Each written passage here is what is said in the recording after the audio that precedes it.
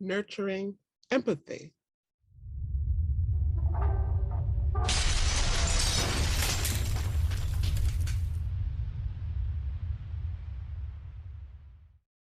Welcome back to Weekly Wisdom. I'm Pastor Cheryl.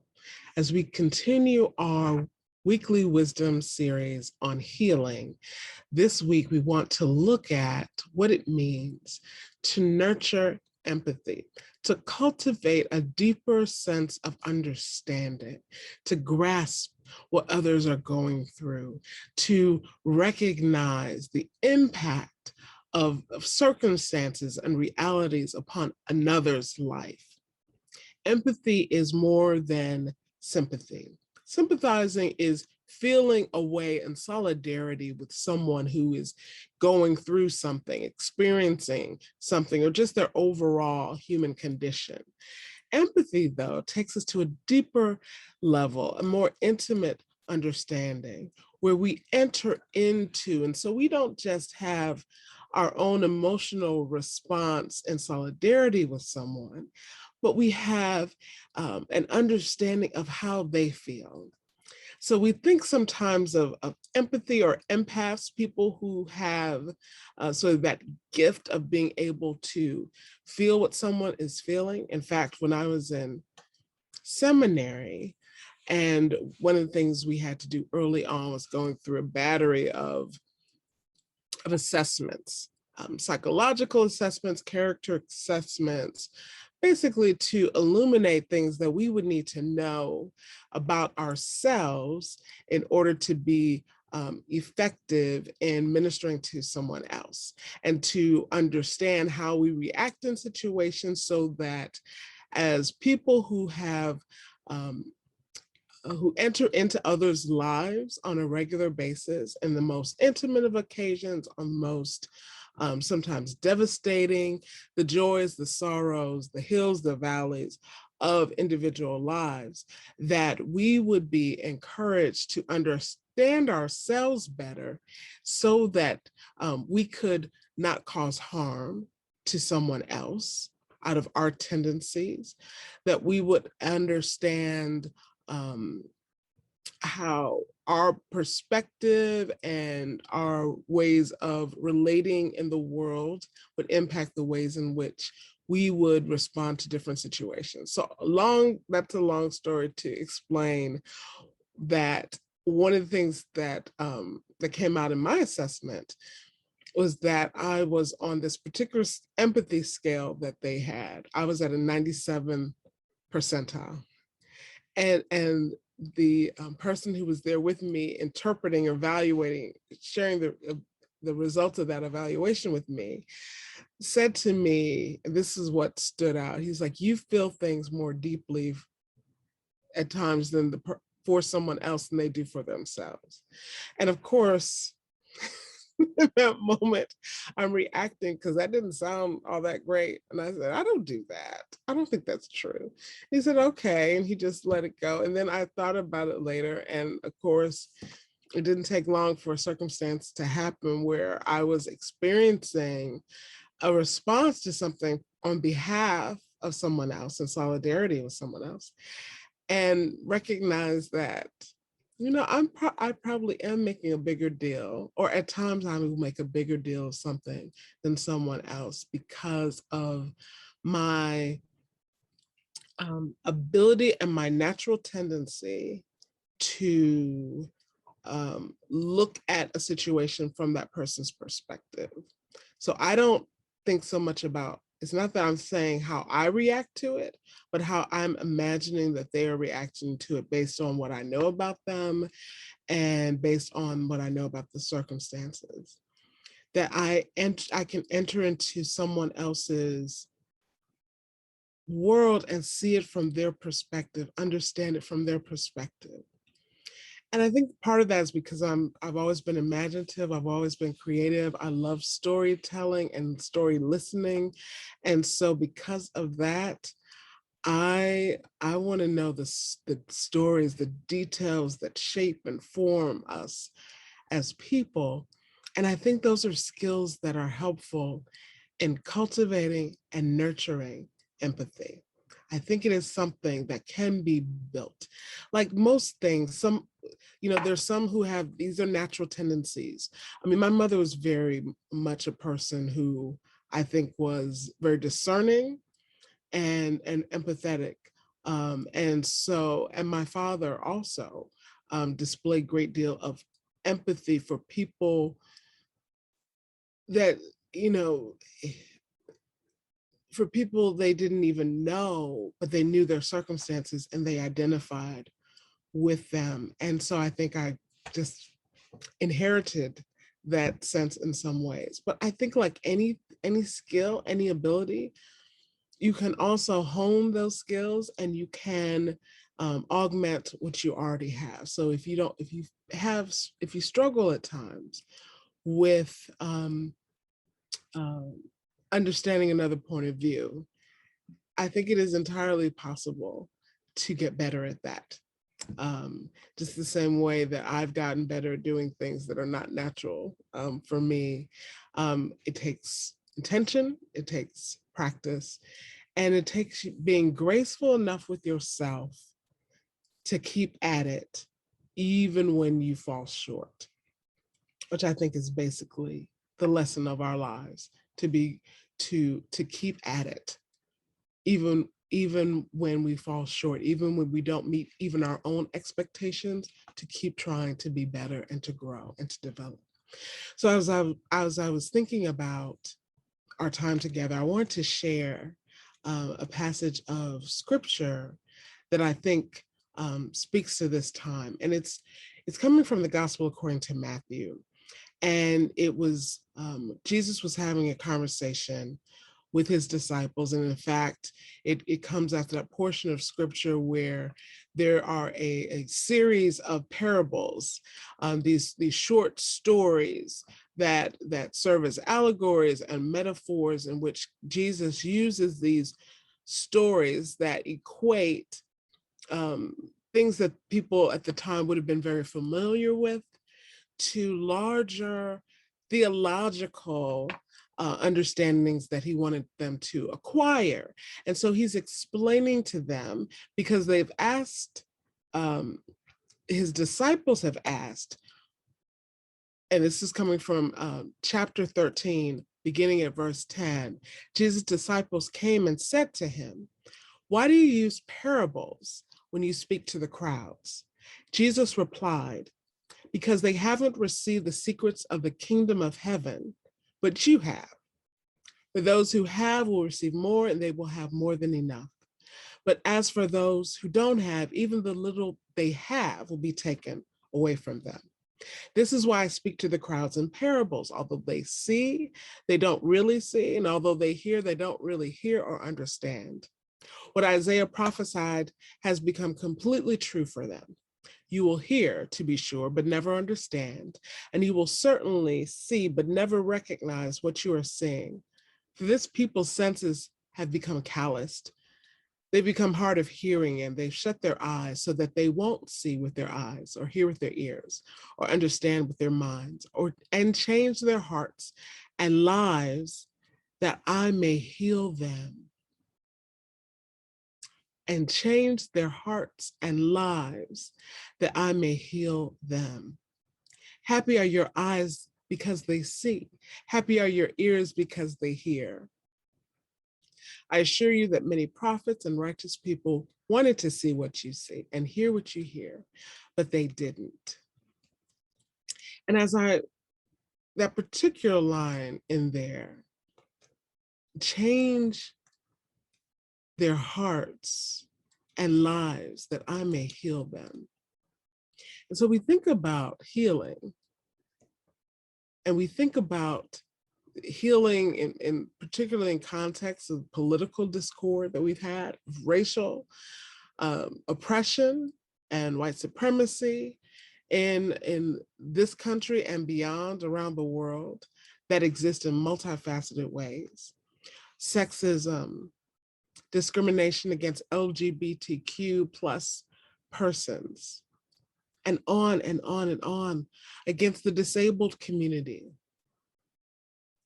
So many ways in which We separate ourselves because our circumstances in some ways are different. And some of those are genetic or are of birth. Some are cultural, and some are created and imposed as a means to keep one group of people down and lift another group up. And so when we think about that dynamic, and Jesus is talking about people whose hearts have been hardened, linking back to what the prophet Isaiah said would happen. And we don't even have to go back to see who specifically Isaiah was talking about, because we could probably, in our own minds right now, think of swaths of people whose hearts have been hardened to the condition of the family of God, of the people of God, of our kinfolk around the world, our siblings, of the faith of just our siblings in humanity. All people are God's children, all people. When you believe that God has created all and all creation, then that means God has created each and every one of us, and God loves each and every one of us. John 3:16 and 17 tells us that that love of God extends to the entire world. And we know from our more expansive view of what the world means, what creation means, from our divinely inspired eyes, that means creation. You know, over my shoulder, you see peeking what's representing in this moment, the hand of God stretched out to heal. And Jesus is saying, if you change your hearts, I can heal you. If you change your hearts and your thoughts, your mind, your lives, you can be made well. And we're not just talking here about physical. In fact, we're talking very much about the spiritual, that at times can be manifested physically. Think about the increase in the use of drugs, and how people who may have predisposed to being physiologically predisposed to being vulnerable to drug use. But even beyond that, there are more and more people who are engaging in using drugs and alcohol and other addictive behaviors in order to avoid changing hearts. And I say that, I have to put the caveat that I think that addiction should be treated as a public health issue, and we shouldn't condemn someone for spiritual weakness because of an addiction. But I do believe that part of the need to, I do believe that our spiritual weaknesses can impact and negatively impact our physical ones. Like, we are whole beings. And so we can't divorce our mind from our heart. We can't divorce our physical selves from our spiritual selves. Not in this life. We are whole beings who bring all of that and more into our identities and the ways in which we live and relate and function in the world. And so it's all connected. And so as we are addressing, the physiological, for a holistic approach to healing, even of an individual, we don't want to divorce spiritual and faithful responses from medical intervention when necessary, as an example. So I say that to say, like James would say, faith without works is dead. It's like pray and work. Watch and pray. Like, pray with your words and your spirit and the moans and groans of your heart, but also pray with your hands and your feet and your voice in the world. Like, all of that, all of life then becomes prayer. The surgery becomes prayer. My God, the surgery becomes prayer. The vaccine becomes prayer. A demonstrated prayer, a realized prayer, a physically enacted prayer. And so healing, if we approach it from that perspective, it's holistic. It doesn't leave any part of ourselves, our beings, out of the equation. And that includes our emotions. And emotions and our curiosity, which we talked a little bit about last week, we talked about moving from judgment to curiosity, is a way to cultivate and to nurture empathy. Because when we shift from, but you have to, in many ways, you have to shift from judgment in order for there even to be room for empathy. Because if we already think we know and we're wrong, we definitely cannot empathize with someone's situation. But if we don't know and we can't put ourselves in that position, but we can begin to ask questions that will help us to get there. But that's not the only way. We can do some work, some real work to nurture empathy.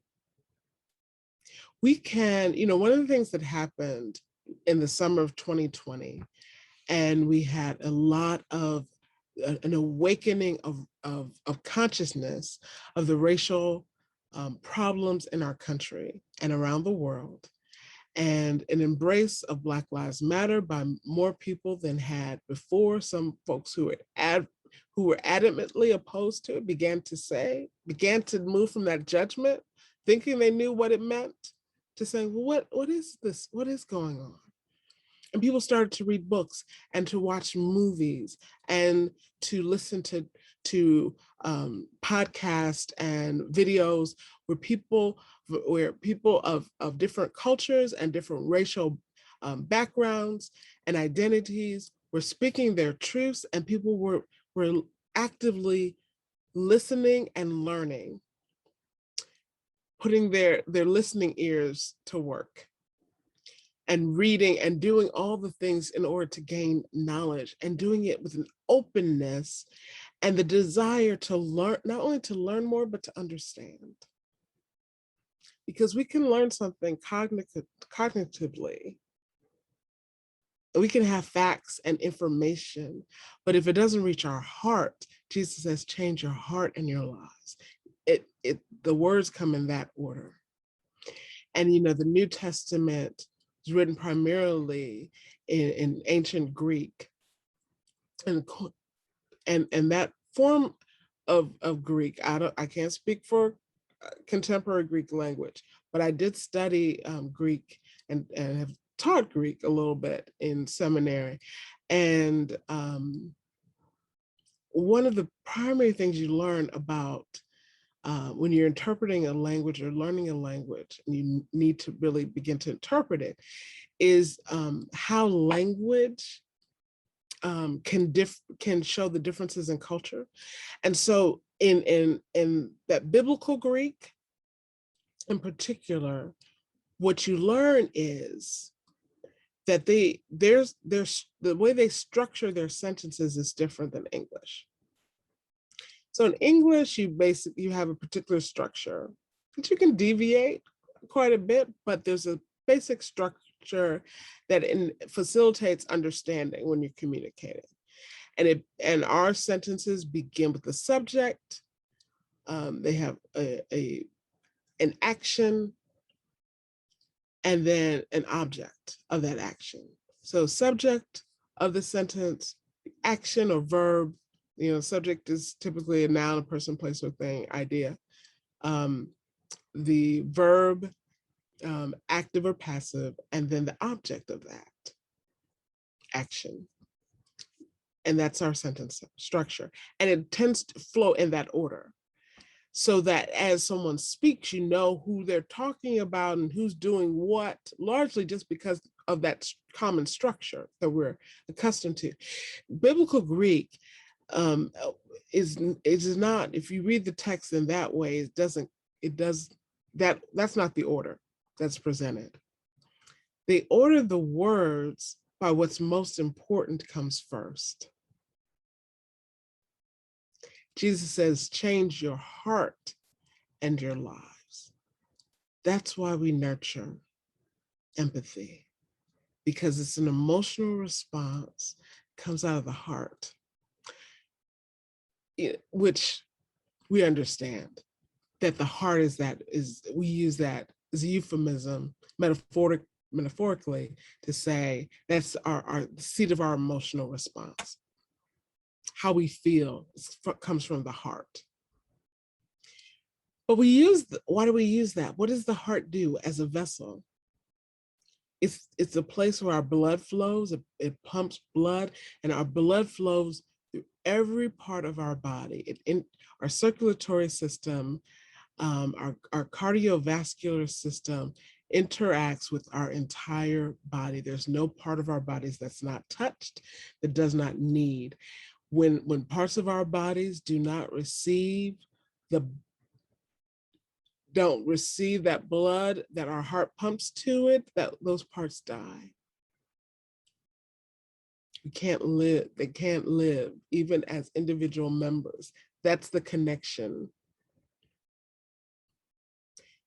They don't die if our nervous system is damaged in that part of our body beyond repair. Now, they may not be functioning, but they're still alive because the blood pumps through them. If someone is partially paralyzed or completely paralyzed, what do you have to make sure of? What needs particular attention? Their circulation. It comes from the heart. The heart is essential to our operation functioning as beings, as human beings. And so does it also make sense that we equate that with our emotional center, and that if our heart changes, then everything else can change out of that, because everything else flows out of that. And so, but we can't change the way we feel about someone if we don't get to know them. And we can get to know them by knowing individual people, but we can also know individual stories. That's why so many people are watching movies, films that lifted up and centered Black lives. Not just because it's easier than reading a book, but it also is in many ways more engaging emotionally. So we heal by nurturing empathy, by trying to see from that person's perspective and gaining information, asking questions, and entering into the lives of people with the grace that says we are all imperfect, we will all make mistakes, we will all have moments that we regret. The more we know, the more we'll probably regret of what we have done, and even in the moment, what we do. But ultimately, growth is accompanied by discomfort. But I don't think any of us would want to go back and be a baby who can't walk, who can't talk in complete sentences, who's totally dependent on someone else, who's drinking mother's milk. You know, the Apostle Paul talked about maturing in spirituality and ask the question, are you still on mother's milk spiritually? We want to grow. We want to mature. We want to heal. And it starts with the heart. And in many ways, it starts with the emotional response to the condition of our neighbor and saying, you know what? I need to, why is it this way for you?